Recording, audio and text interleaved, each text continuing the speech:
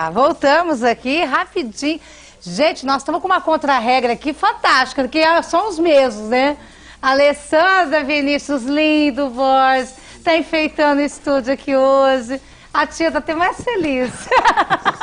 Lindo, tá? Falei que não pode estar até lá. Obrigada, meu amor. Tá lá no Facebook, lá. Gente boa, Borges.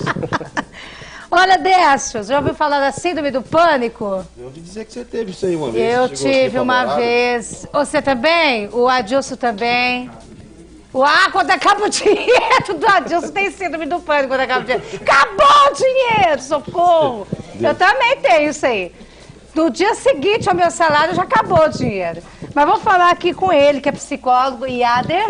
Prazer. Tudo bem, Castro? Iader Castro. Prazer de estar recebendo você pela primeira vez aqui no programa, né? Prazer é todo Ele meu. que vem indicado por um grande profissional também, que já nos foi muito parceiro da gente aqui, que é o Vitor Luciano, né? Quer mandar um grande beijo, Vitor Luciano, que está em Ribeirão Preto. Mas, olha, estamos muito bem servidos aqui com o Iader, né? Que já começa com um assunto polêmico, um assunto muito atual. Sim. Uma síndrome que realmente está pegando. E por quê, né? Vamos primeiro falar o que é a síndrome do pânico, né? O Décio, para o pessoal esclarecer o que é isso, na verdade. Nós temos várias perguntas aqui, né, Rosinha Cris? Qual a diferença? O que é síndrome do pânico e tal? Eu queria só, já, assim, para começar, assim, pra gente... A síndrome do pânico é um quadro de depressão? Não. Não, né? A síndrome do pânico, na verdade, ela é um dos tipos de transtornos de ansiedade, tá? Acontece que ela é um transtorno de ansiedade e a pessoa tem essa ansiedade mais aguda. E aí é onde que ela começa a apresentar os ataques de pânico. É horrível, são horríveis, realmente. Sim. Aí esses ataques de pânico duram por volta de 20 minutos, tem um ápice mais ou menos nos 10 minutos.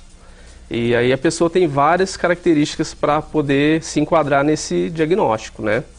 Aí o diagnóstico precisa ser feito em psicoterapia ou com um psiquiatra também, tá?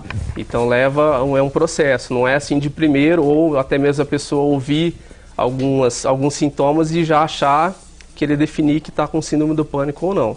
Isso precisa só ser realmente feito. O psicólogo que pode constatar, tá vendo? Exato. Né? Como ao contrário, deve acontecer também. A pessoa ter a síndrome do pânico e ela nem saber o que significa isso. É o que mais acontece, na verdade. Tá? O que acontece? Tem alguns sintomas físicos. Geralmente, quem tem síndrome do pânico possui aquela batedeira, né? Taquicardia, aceleração rápida, ofegante, dificuldade para respirar, tontura, tremor no corpo todo, visão embaçada. Então, esses são sintomas físicos durante os ataques de pânico. Isso ajuda a pessoa a ter um alerta para poder procurar. Porque o que acontece muito, é que a gente estava conversando, a pessoa procurar um serviço de emergência hospitalar. E aí a pessoa não sabe o que ela está tendo, não sabe que é uma coisa emocional e pensa que é um problema físico. Aí a pessoa vai, procura serviço de emergência, procura clínica particular, faz exames do coração, aqueles para medir a pressão, fazer aquele controle. Pergunta se você usou algum medicamento, se você usou alguma coisa. Exato. Se então, acelerou o coração. Muitas vezes as pessoas procuram médicos várias vezes e não sabem, e também às vezes não recebem também a orientação correta.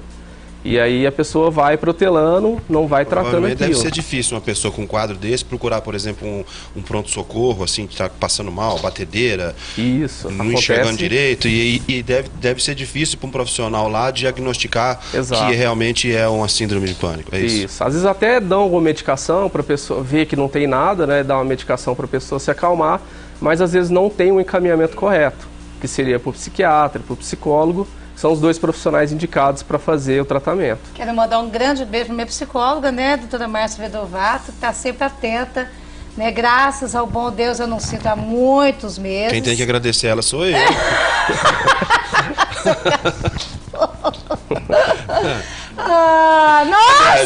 Nossa aqui. Olha só, mas realmente é horrível. A gente está brincando aqui, mas é verdade. Eu já cheguei, antes de saber que eu tinha essa síndrome do pânico, né? Eu cheguei muitas vezes, né, Décio? Inclusive até na TV, que eu já cheguei passando mal e deixei o Décio na mão, coitado.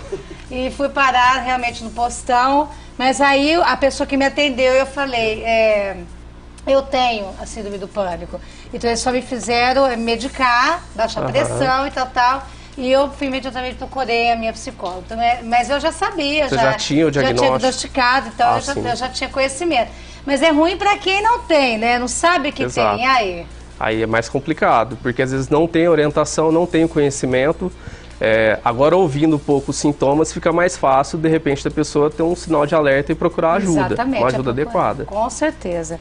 Mas nem todos também esses sintomas significa que a pessoa está com síndrome do pânico, né? Não. Tem até uma pergunta aqui assim, a presença de um único episódio de pânico é suficiente para se fazer o diagnóstico? Não. Pode até acontecer da pessoa ter um ataque de pânico, que seja, mas se foi uma vez só, não vai se enquadrar no diagnóstico de síndrome do pânico. Por quê? São ataques inesperados, porém precisam ser recorrentes. Então, se aconteceu uma vez só, não vai se enquadrar nesse diagnóstico. Pelo menos uma vez por mês a gente tem um ataque de pânico, né? É o que o Adilson falou, quando acaba o dinheiro... Acabou o dinheiro, dá o pânico. Aí esse eu tenho todo mês também. É no dia seguinte ao pagamento, é uma coisa impressionante. Mas assim, existe quais as causas, né? O que leva a pessoa a ter a síndrome do pânico? A minha, eu já sei, mas eu queria saber quais as causas que podem favorecer isso. Certo. Em relação à origem, a ciência ainda não tem uma causa específica que explica o porquê da síndrome do pânico. Tem sim... acontecimentos, episódios. O que acontece, a ciência já tem que em relação à influência genética, isso já é comprovado. Se a pessoa tem alguém na família que tem a síndrome do pânico, isso aumenta em 15% a chance da pessoa desenvolver, tá? Tendo em vista que a população é 2% de chance, então aumenta bem quando já tem alguém na família. Isso é o que a ciência já tem de explicação da origem. Tá? Mas episódios. Mas os ataques de pânico... catastróficos, perdas e etc. E acidentes, né? Isso. Fatalidades também. Tem essas hipóteses também. A pessoa passar por um evento estressante, né? Seja de perda de alguém ou estresse no trabalho, muito... que isso cause... Tudo é ansiedade. Isso. Tudo. Como o toque, por exemplo, também é ansiedade. Isso. Também. O toque pode ser considerado um problema de pânico também? A pessoa fica com aquele negócio, será que eu desliguei o fogão? Nossa, será que eu desliguei? Será que eu desliguei? Né? Vai lá, olha uma vez, volta e vai outra vez. Pode ser considerado? Não. Não, aí não seria... outro quadro. É outro quadro. Outro diagnóstico, outras características. Perfeito. E o que é a agorafobia? Agorafobia. Agorafobia. É medo do agora. Agorafobia. Isso pode acontecer em situações que a pessoa sabe que ela vai ter uma ansiedade mais aguda. E aí, por exemplo, vamos dar um exemplo do elevador. Tem pessoas que não andam de elevador de forma alguma. Essa pessoa, ela já sabe, ela vai evitar aquele lugar. Então, tem lugares específicos que a pessoa vai se sentir mais ansiosa. Por exemplo, num shopping center, se a pessoa tem aquela dificuldade de lidar com muitas pessoas junto, né? Então, festas, bares, restaurantes, tumulto de pessoas. Shows. Então, agorafobia... A claustrofobia, a pessoa já sabe que ela vai estar num ambiente onde vai ter muita gente, ela já começa a evitar aquilo ali. Ela já sabe que ela vai se sentir mal. Mas aí seria uma fobia mais específica, de repente, daquele tipo de lugar. E aí, na agorafobia, tem vários lugares que a pessoa sabe que ela já tem, ela evita. Aí a gente chega naquela evitação agorafóbica, que é a pessoa evitar aqueles lugares. Então, a pessoa deixa de fazer atividades prazerosas que ela tinha antes, de repente ir numa academia, ir no shopping, bares, restaurantes. Por quê? Porque tem muitas pessoas e ela começa a evitar. Então isso influencia muito na qualidade de vida da pessoa, no desempenho profissional, desempenho até afetivo, social. Ela se tola de muita coisa, né? Sim, ela se priva, né, de muita coisa. E como a gente deve estar atento aos sinais? Bom, os sinais, aqueles que eu falei... Nos familiares, alguma pessoa a gente pode perceber, assim, de perceber que tem alguma coisa errada com aquela pessoa, diferente, está mudado? Sim. Geralmente, quando a pessoa tem esses ataques, tem. Criança também tem, só que você não pode fechar o diagnóstico na criança nessa fase ainda. Tá? Ela pode apresentar esse quadro de síndrome, só que o diagnóstico só pode ser feito quando ela chega na fase adulta, se ela persistir ainda com os sintomas, com as características. Aí pode sim ser feito o diagnóstico. Tá, então alguma reação, alguma mudança no comportamento da pessoa que a gente tem que ficar atenta? Sim. São esses sinais de... Isso, geralmente a pessoa... Além dos físicos? A pessoa precisa descrever isso também, mas você percebe que a pessoa está inquieta. Por exemplo, a pessoa é muito inquieta, passa a ser mais comedida. Tem mudança de comportamento? Tem mudança de comportamento, você vai perceber que ela está mudando a rotina dela. Ela não faz mais coisas que ela gostava. Aí você vai percebendo que ela está deixando de fazer algumas coisas, né? Então, isso ajuda. E aí até tem essa pergunta aqui também, ó. Há certo exagero na relação emocional desses pacientes? Não seria exagero a palavra. É uma ansiedade aguda que ela tem. Deve ser um exagero, mas sem controle normal da pessoa, né? Emocional dela. Aí essa ansiedade pode ser gerada na hora dos ataques de pânico, tanto por eventos internos ou externos. O que seria esses eventos internos? Então, a pessoa lembrar de uma situação muito ansiosa para ela, uma situação estressante, e mesmo sem ela estar passando no momento, ela começa a ter aqueles ataques de pânico, né? E também por eventos externos. Quem está do lado, está de fora, não está sentindo aquilo que a pessoa não sabe. Começa a analisar como um exagero, né? Isso, não tem noção do que a pessoa está sentindo. Bem, tá vendo como você convive comigo? Você já está compreendendo? Yes! Yes!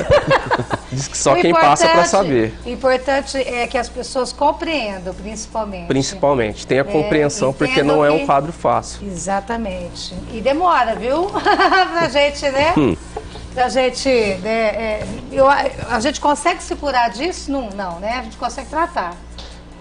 Isso vai depender, tá? Mas tem tratamentos muito bons, que é a psicoterapia e é feito também com um tratamento farmacológico por psiquiatras. Ansiolíticos. Isso, ansiolíticos e antidepressivos também são utilizados, tá?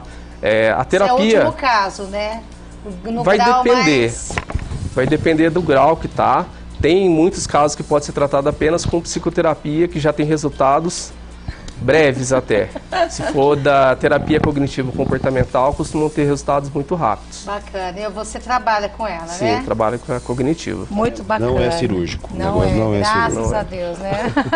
Olha, vamos agradecer esse moço aqui pela participação. A gente vai estar recebendo ele aqui mais vezes, é claro. Será um prazer voltar. Nossa produção vai ter em contato. E eu queria que você deixasse o telefone de contato, por gentileza. Claro. 3322-6486 e celular 98111-6662. Você atende qual faixa etária? Não tem um perfil, um público a específico? partir de 14 anos. Bacana. O consultório fica onde? Fica na Rua 30, número 786, um quarteirão próximo da prefeitura, né? Bacana, bem central ali, bem bacana, né? Centro. Desce mais alguma coisa, meu querido? Na 31? É? Perto do SESB? Entre 29 e 31. Bacana, né? Gostei. Prazer em conhecer. Eu morei muito tempo ali na 30, entre 29 e 31. Gostoso ali? Legal. Bacana. Muito obrigada, Iara. Eu que prazer agradeço. conhecê-lo. No começo eu te fiz a pergunta se tinha sido a primeira, antes da gente entrar, né? A primeira vez que você estava vindo aqui, então, como a Rose Cris falou, a gente vai se ver bastante. Se Deus quiser. Aqui, tá bom? Claro.